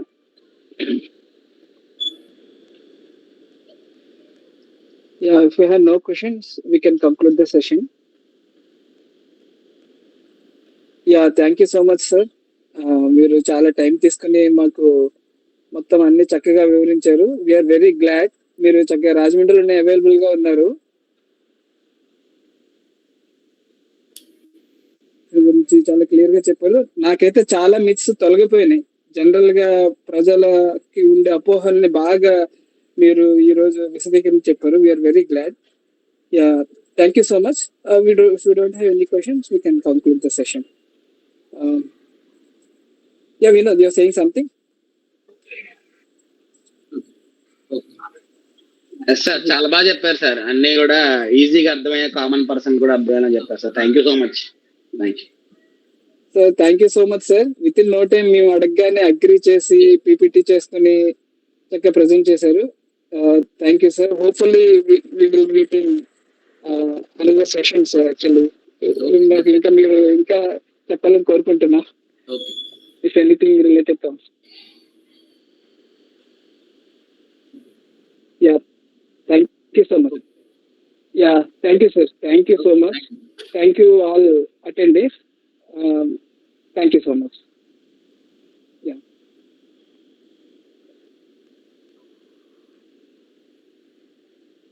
Okay. Right.